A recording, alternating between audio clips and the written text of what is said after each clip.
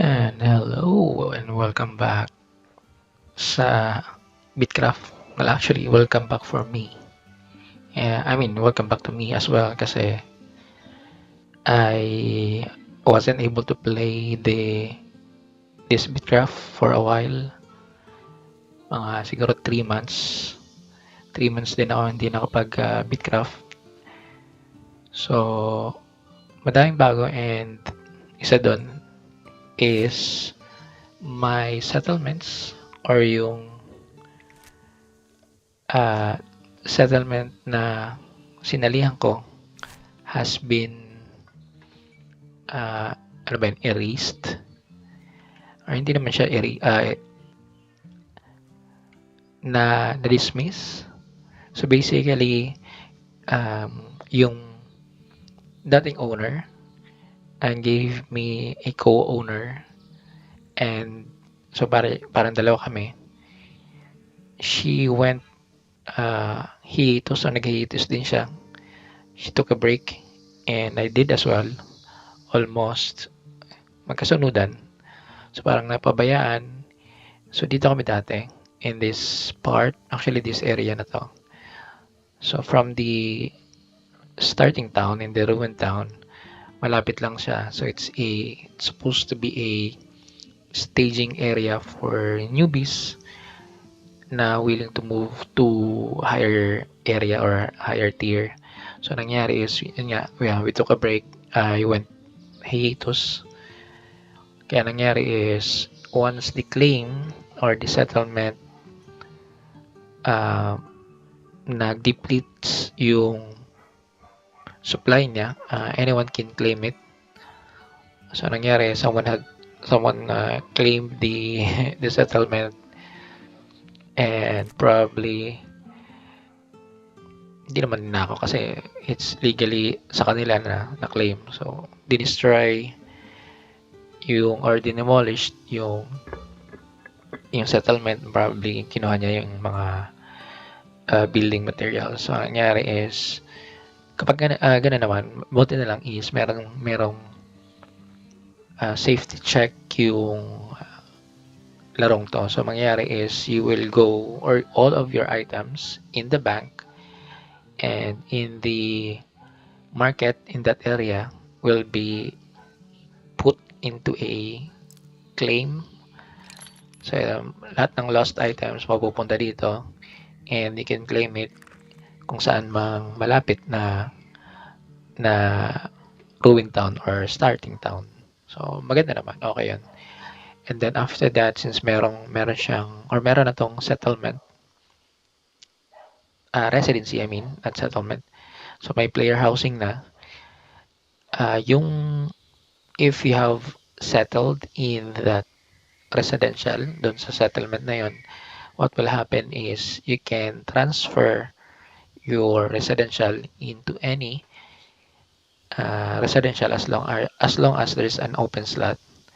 So ang ginawa ko is uh,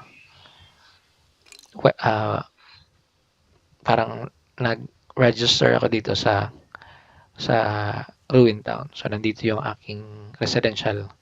May safety check ulit kasi it can be used or it could have been abused by players wherein they would place their residentials dun sa parang malayong lugar and lalagyan ng maraming items tapos they will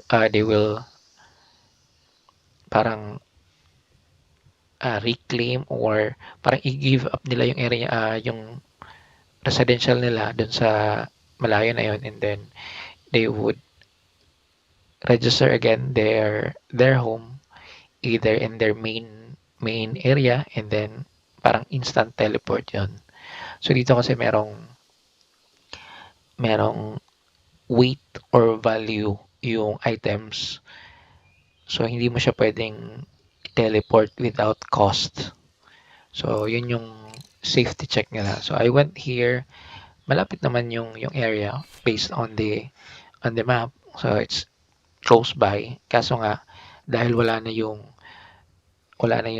residential area namin doon sa settlement na yon.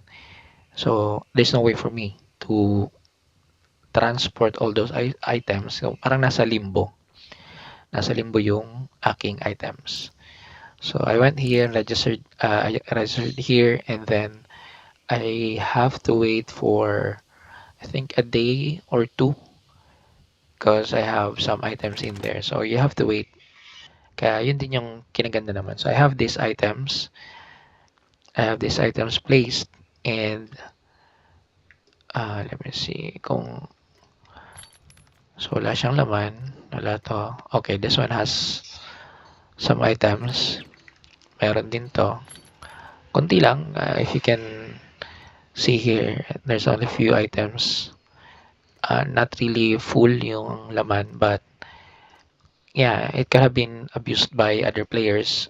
Well, actually, yung first iteration niya is it was abused by other players. So, at least kahit pa paano meron namang balance check yung laro regarding that.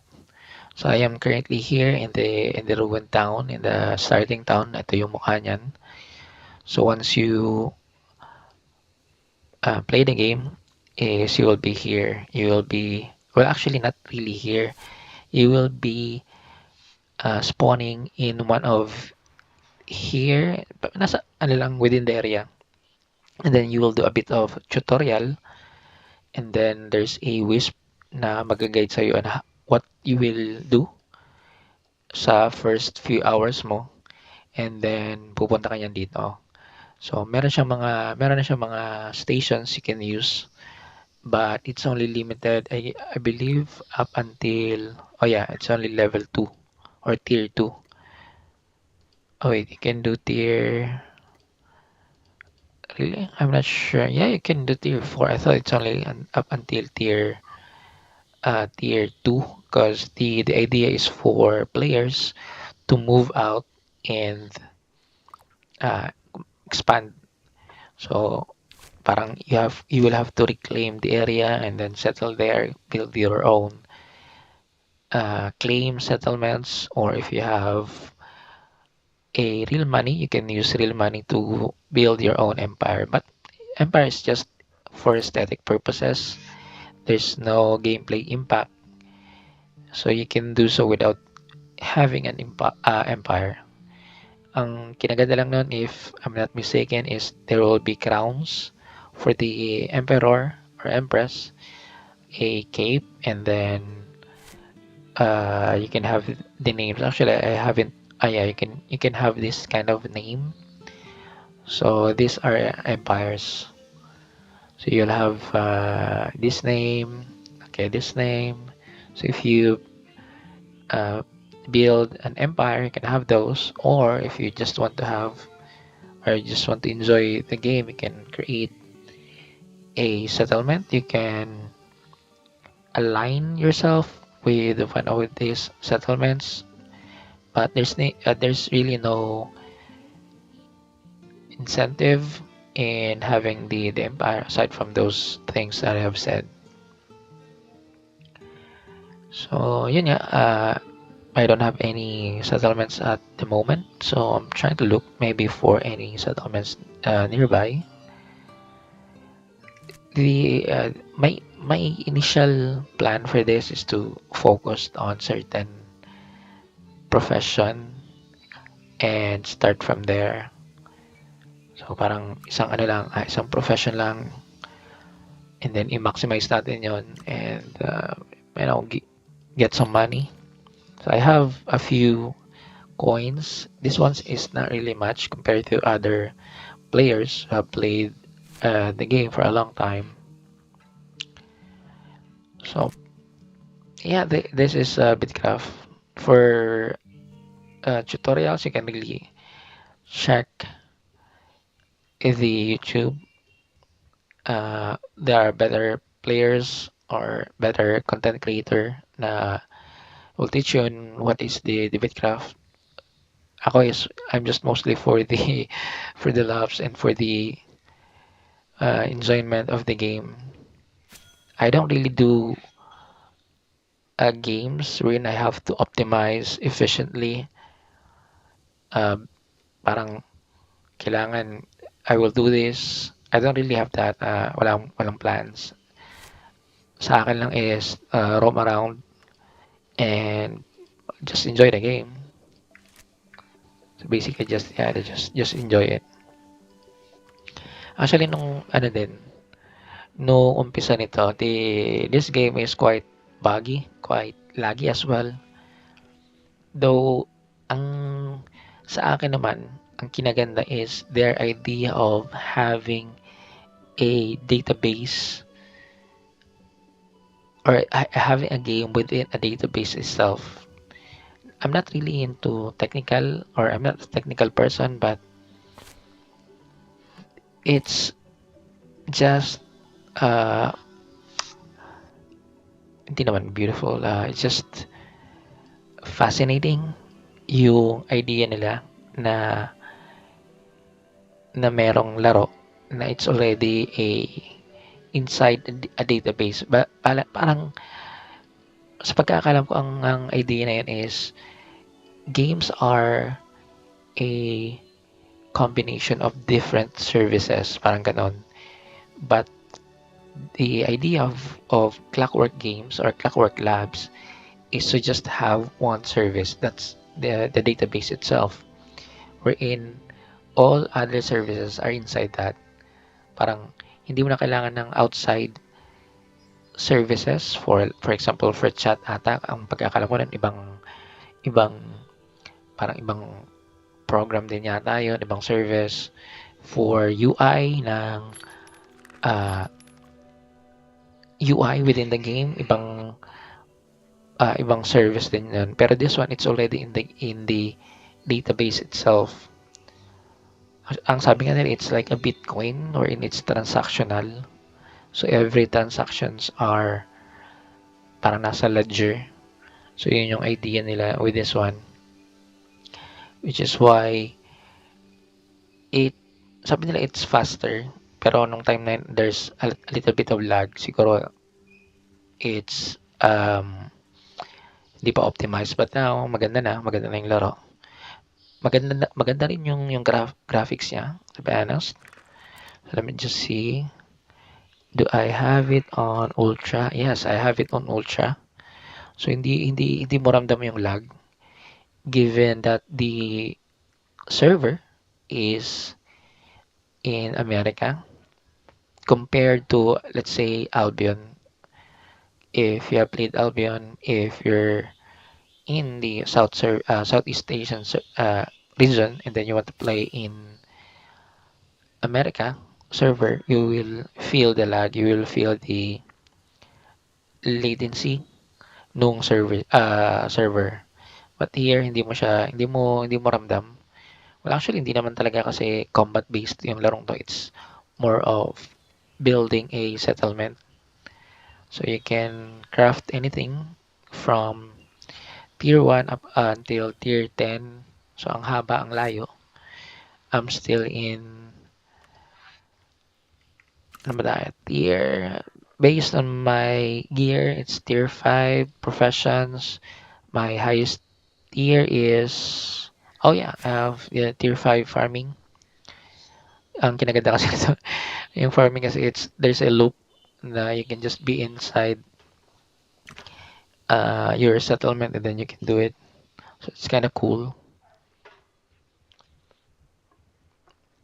At isa pa, with this game is you can or you even if you're doing tier 1 crafting, you will still gain XP. And well, with doing higher tier, of course, will give you more. With lower tier, it's low, very low experience as well. But it's not, it's not about being there or getting to the highest tier. Di yun yung intent nung laro. Your goal is to enjoy it, build a settlement and a community. So that part Yun yung kinaganda niya. Actually, when I started, yun yung goal ko with the game. Problem is, marami na rin umalis. Maraming mga players na hindi na rin, for example, for this one, it used to have a little bit more players. Marami-rami din ng parang nandito, but ngayon hindi na. So, dead town, literally. Well, not a dead game. Nagkataon lang na um, yung area na to is, well, actually, this one, dami yung, mga claims yan eh, as you will see. So, malaki kasi yung malaki yung server. This place that you can see, this is only one server. Well, actually, it's it's a one world na separated into different clusters of server, pero isa lang siya. So, this one is another cluster, but you can go there. So, any players from different world na nandito is you can interact with them. So, this is the supposed to be Albion, na one world, one server. Pero, yeah, Albion went back on their promise. I kind of it feels bad really. Kaya I don't have anything here. Gusto mag-teleport. Kaya muna natin to. Teleport tayo dun sa dati kong settlement, which is the Yggdrasil. Bili tayong pagkain. So dati ang ginagawa ko nun for the so I would, if meron akong makitang item that priced for 1 coin, I would have buy it. I would have bought it and then turn it into fertilizer. So isang food or cook food, you can turn them into food waste, and then you need 2 food waste in order for you to craft a fertilizer. So basically, you're paying, or you need 2 coins for one fertilizer if you're buying a cook food that costs 1 coin. Not bad naman kung tutusin, kasi I have this a bot wherein I would compute for the amount that I need to pay if I'm crafting some stuff. Pinakaano ko na lang dun is if I would craft what was the name? Let's go for tier 1. Okay, this one. So if I'm gonna craft this item, hold on. Look for something that uses seed.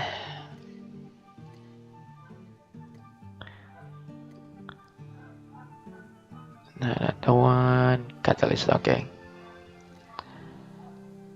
Crafting. So if I'm crafting this elixir, which will use catalyst requires seed. I believe that's 5.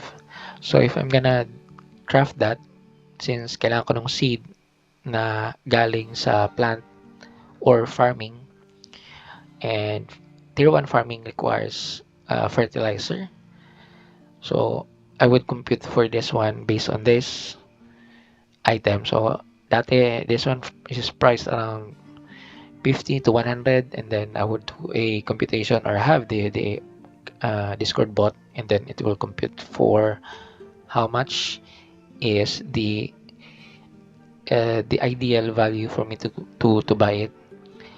And sometimes, or it was used to be around 10 coins or 20 coins. Let's just say around 20 coins. I would have to pay for 20 coins for this. And since I'm looking for fertilizer to craft seeds or to use it to craft. It's in the loop basically. So I would need around. It was supposed to be about five-ish the cost of fertilizer, but since I'm buying it for one, or basically it's two, since I need two food waste, so 2 coins, I'm able to get a discount, some sort of discount by buying it for one. So yeah, that's the uh, loop nung ginagawa ko when I was playing this game. I would go to different settlement. Actually, there's a this market UI or market search UI wherein you can search for something like, okay, I'm looking for a fertilizer. So tier 1, so it's selling for 3. So I can basically I can just buy the food. Hold on. This one for 1. So I was parang mas nakatipid pa ako compared to going here and buying it for 3. So mas may natipid akong 1 coin by buying the roasted meat, turning it into food waste, and then after that into fertilizer. Siguro yung ano na lang is there is a time to consume when crafting. Yun lang yung pagkakaiba niya. So as you can see here, it's selling for it's tier 3. So we're looking for tier 1. Someone's buying it for 1. But if there is someone buying it for 4 uh, coins, I can earn as well. So yun yung naging loop ko dito. I'm just doing the economy side of the game. So yeah, nakakaano din, nakakatuwa kasi ang isa pang kinaganda nito is they are open for third party app. So there are players na I think they did data mine the API for the game, and they have created an app or website wherein you can basically make make a living using the economy side of the game. So maganda siya. Let's see, crafting. So yeah, it's being sold for 40. There's 40, 50. 40 is the cheapest. So yeah, if I want to sell this one, but there's no one buying, so that's the sad part.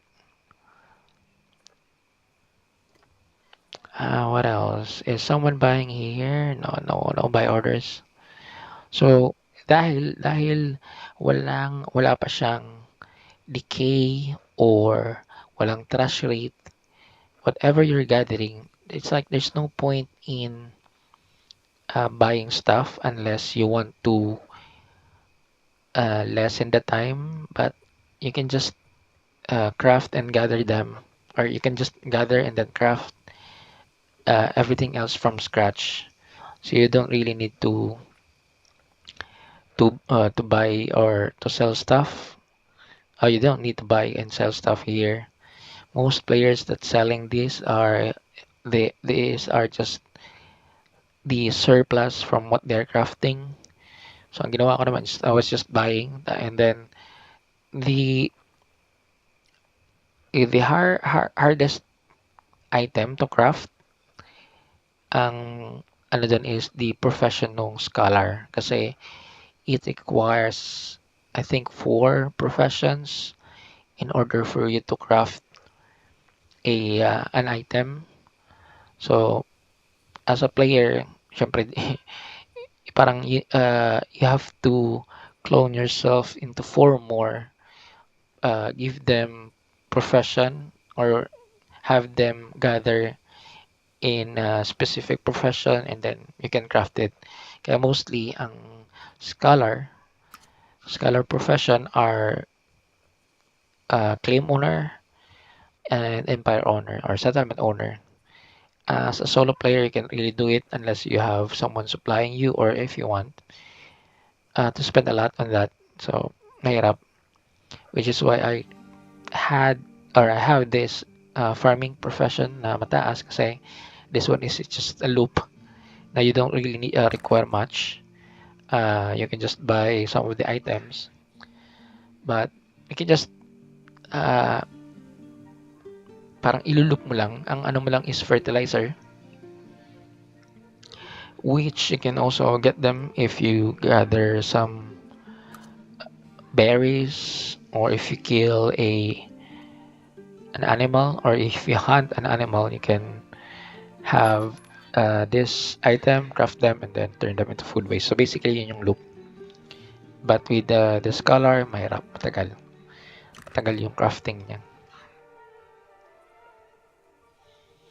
So yeah, this is a settlement. Meron pa naman, may mga naglalaro pa naman, especially the settlement or empire led by a Twitch streamer or YouTube content creator. Sila is madami pa. Kumbaga, may mga players pa rin na they're still doing crafting. But aside from that, yung mga typical na casual players like me na merong own settlements or they own a settlement after nan siguro lately this at this time or sa ganitong panahon ilan na lang siguro yung mga naglalaro or they have the time to spend to manage their settlement. But yeah, aside from that, it's alive. It's still being worked on. Ang dami pa ring updates. Siguro ang advice ko na lang for those players, try to wait for the free-to-play launch. Sabi nila is probably in 2 years. Siguro mga 1.5 year pa before they would go free-to-play. But if you're curious about the game, you can enjoy it. You can just go to their website and then buy. So it's currently buy to play. After that, there's no subscription. Well, actually, I mean, you can buy it in Steam. There's no subscription. Uh, it's not for the game. You can just after you buy it, you can just continue playing it. So currently, it's around 1,100 pesos. It's a bit much, but maybe they would go some sale this coming holidays. So watch out, and you can start enjoy it. So yeah, this is Little Me Plays Bitcraft, just showcasing the current status of the game. And yeah, see you next time. Ciao.